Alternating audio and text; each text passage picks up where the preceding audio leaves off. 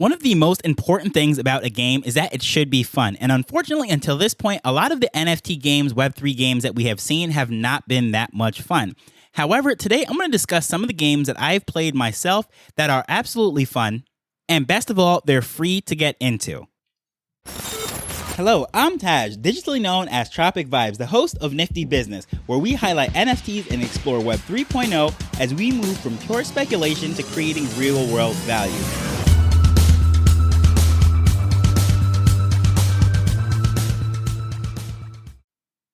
A game that is both fun and free is pretty much a unicorn in this whole scene because a lot of the game developers have either focused on the tokenomics of it, the fact that it is NFTs and trying to have some play to earn aspect and promising to get rich by playing a game rather than the actual gameplay. And then the ones that are fun do have some things built into it and is actually a great game. A lot of the times you have to pay a high initial upfront fee to get into the game, so most people don't even get to enjoy those. But the first game that I played that I had a lot of fun with that is actually free to start off is Blanco's Block Party. Very early on, one of the first episodes, I mentioned this briefly. However, today I'm going to really dive into it, give a couple examples of some great games, give you a link as to some things that we should be familiar with and how they really took this NFT blockchain technology and enhanced on the experience for the user. And Blancos did exactly that because it is a combination of, if you know those Lego action figures, they are those blocky men or characters. It is a fusion between that and Mario Party games. So if you are someone who grew up in the 90s playing Mario games and party games, especially once you got to N64, that was the era when we had a lot of fun sitting around the living room, tossing the controller back and forth and around circles with a whole neighborhood in one living room. And this Block Party game is basically like that. It is a multiplayer game. You hop on your computer, you're playing with multiple people online, and you're competing in some very fun tasks. And the games are actually very silly. They're just like party games. However, they are a lot of fun. And what makes this very cool and how this whole thing comes into NFT games and the whole quote unquote play to earn game is that there's the opportunity to actually win different skins for the characters. When you first start to play, you can play with the blank Blancos characters, blank Blancos, and it's just default. However, you have the opportunity to buy limited edition ones in drops, and there's also the opportunity to win some, and there's different rewards and so forth. But basically, once you own these skins, they are yours. You can put it up on the market, you could sell them just like any other NFT, or like most of the players, they're just holding them for collector's values because it's even cool because there's actually like a case, just like when you're playing with toys, you could have a sealed toy or you can take it out the case and actually end up playing with it. But Blancos is absolutely free to play and you'll have a great time doing it. Their website is blancos.com. All of this information will actually be down in the show notes, but I will still say the link anyways. Of course, we're all wary of clicking links and what have you, but it's blancos.com. And the second game that I came across, which I had a lot of fun playing, was one by the name of War Riders. And this really shows how things are very difficult as far as how they can develop games because this game has been under development since 2018. So you see a lot of these NFT projects and what have you promising to get games off and launching them. And it's going to be this amazing experience and so forth. But game development does take time. And this game is actually a lot of fun. Now, this reminds me of Twisted Metal. If you remember back on the original PlayStation days, we're talking about PlayStation 1. It's like a demolition derby. There's clowns and what have you, at least in Twisted Metal. But with this one, it is a fight for this token called the Benzos token. And they have lots of tournaments when they just scatter it across the map. Then everyone just basically spawns. You're driving around in these, I don't know, you say it's like a Mad Max kind of setting. Everyone's shooting. It's a free-for-all, trying to collect these tokens and what have you. There's teams and factions. And it's just really a fun game to play. And it is very hard as far as once you get rolling to not enjoy yourself.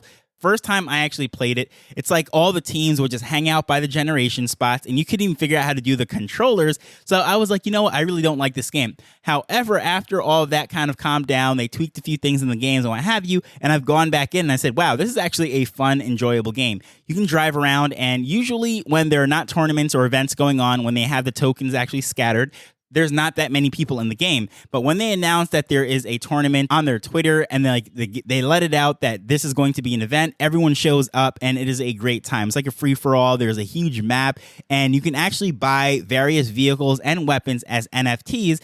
And this benzo token is also what you're collecting it. And it's just a very cool ecosystem, very fun game. And the actual play for it is very similar and familiar if you're into any of these car games or open world games or anything of that nature. You're going out there scavenging and you're competing with teams, and you can customize your vehicle.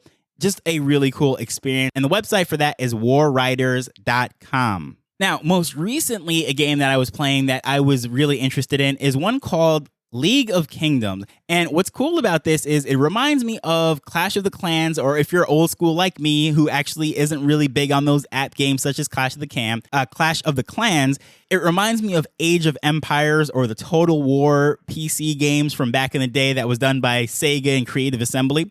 But that was when I was in my heyday. Absolutely loved playing those games, strategy games. That was my thing. Now, this one actually has the option to be an iOS app, Android app, or a browser-based game. So you have a couple options on how to play this, and it's a strategy, it's multiplayer as well, and you're building up your city, you're building up your kingdom, I should say, and you're building up your resources, you're teaming up, you're getting allies, and then there's an open world map where basically you're going off on quests. You can team up with other players and their kingdoms, and you're trying to take over the continent, and it's just very interesting. A big open game. There's lots of ways to win, lots of ways to collect things, and of course the NFT aspects of it. There's going to be land, there's your resources that can be exported as NFTs, you have your rewards, and of course there's a token within the game. They are using NFTs and Web3 to the max, and getting into that also to start playing is free. Then there's also aspects where you can actually buy for upgrades and so forth, so that way you can spawn things quicker, generate things quicker, what have you. But that is when you first come in. You can start playing, set up your profile, everything absolutely free.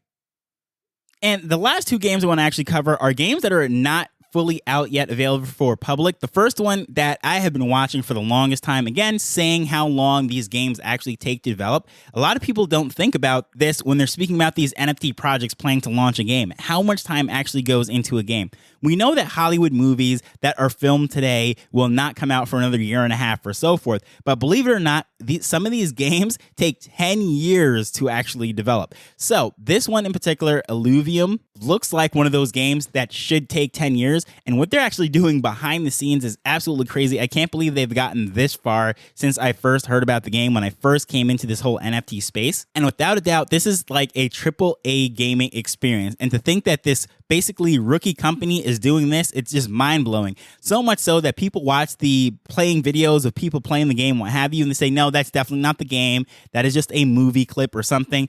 But I know quite a few people that have gotten their hands on it, have played the games, even some people that I've interviewed on the show that are really into gaming, what have you, and they say the game is absolutely amazing. They have played it, and it is live. I tried to get into the beta, but I haven't gotten into it. Really, my system isn't really set up the best for the type of gaming that is anyways. Extremely graphic intensive, and as I said, I'm not the biggest gamer, but just looking at this thing, it is so amazing that I want to try it out. And this is like unlike anything I've ever seen personally. This is like a mix between, there's an RPG, open world, the graphics is just ridiculous. And the NFT aspects of it, there's going to be land sales, there's skins, there's weapons, there's things like armor. Of course, there's items and things that you can use to upgrade for your quest and the different things that you're trying to do. And there's these alluvials, which is basically like this sort of like a pet sort of companion type of thing. It's like a Pokemon type of thing. It's just really weird. You just have to see the videos to see how it is, because when you're actually playing the game, there's different ways to use these things, and it looks like they're battling them like a Pokemon arena, and then there's all these quests and battling. It is just really cool. And that one is illuvium.io. That one might sound a little weird, but definitely, again, this is going to be in the show notes. But if nothing else, just go to the YouTube video and just watch the trailer, or YouTube channel, I should say, and watch the trailer and watch some of the gameplay. It'll just absolutely blow your mind. And if you're someone who has a fairly good system and you love to play PC games, definitely check that one out. And another one that I didn't actually get to play, but has absolutely blown my mind when I looked at this thing, it is called Delicium. And this one has a trailer that is up too, and it reminds me sort of like Halo. Of course, what happens on a movie scene, what have you, could be very different than the play, but just looking at this, it just really brought me back to that first time when I played Halo, and I was like, yeah, I saw the ads for it, and I could not believe that the gameplay was going to be that real, that great, and I just had a blast. So as soon as I saw that, of course, it piqued my interest. I had to bookmark it remind myself to go back to that site, Delicium.com. Follow them on Twitter and what have you. But basically, they're going to do the same things as well into that game. They're going to have an open marketplace. They're going to include certain things such as skins and weapons. And right now, it is a pre-launch and you can get on the allow list. They're building this thing out.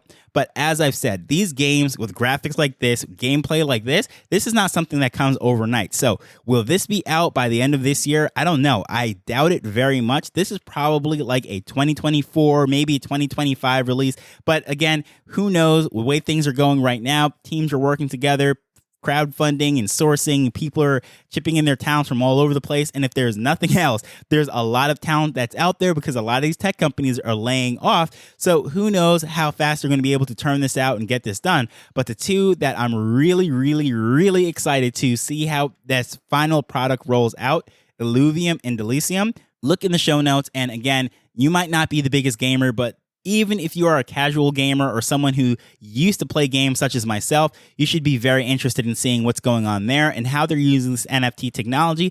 And it's not all about the tokenomics and trying to play to earn and all that stuff, get rich playing video games. These are actually great looking games. And the ones that I've played, they're actually fun, but they happen to use blockchain technology to enhance it for the users. So I would love to hear your thoughts on this. Which one of these games looks most interesting to you? Let me know what your thoughts are. But as usual, I just want to thank you for taking time to listen to this as we're learning and building Web3 together. So until next time, later.